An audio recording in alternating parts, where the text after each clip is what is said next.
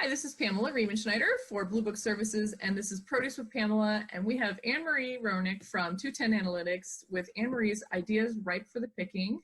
Today we're going to talk about sustainability and what that means to consumers and how we see it play out in retail. So what kind of numbers do you see in your research about sustainability?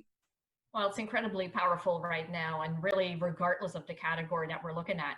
So if you look at the share of sales of products that are marketed in some sort of sustainable way, whether it's social or economic or environmental sustainability, they make up about 17% of total store sales. So again, across all departments, but they represent half of all the sales growth. So that is a very powerful number to show that this is not something that is just relative to produce. It's really relative to all the different categories.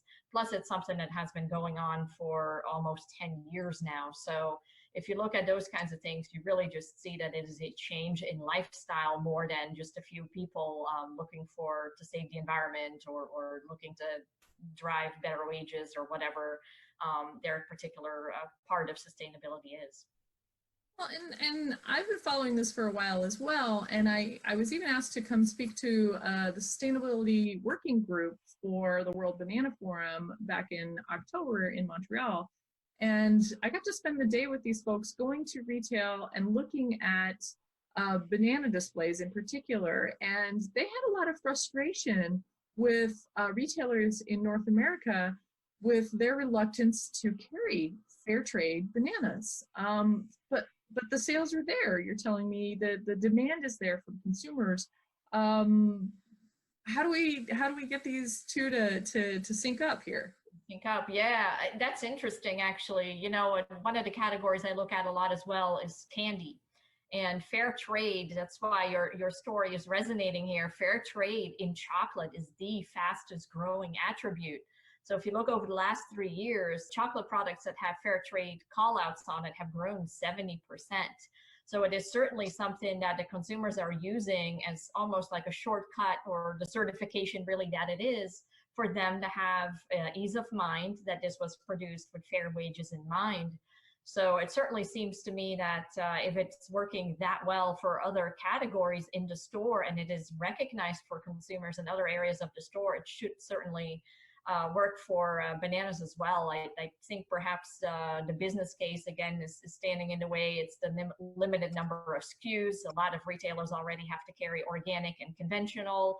Also, bananas, in addition to milk and a few other items, are used by consumers as their comparison to a store's price profile, right? And so I think a lot of retailers might be hesitant to tool too much with bananas and their price point, because it is one of the major ways in which consumers look at the price profile of a store. And you know, I've been actually campaigning against that. Bananas are the price comparison. I think that's the price comparison for my mom or my grandma. They know the price of bananas at every store around them.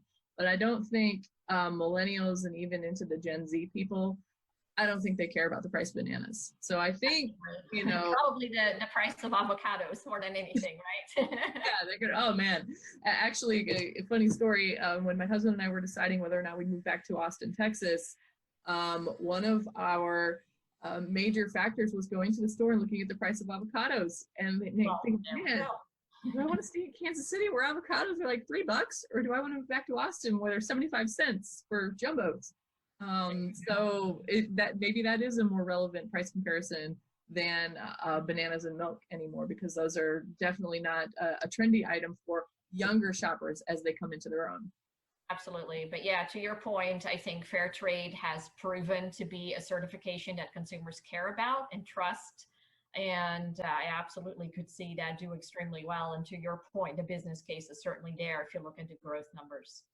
All right. Thanks, Anne-Marie. And stay tuned for more ideas ripe for the picking from Produce with Pamela.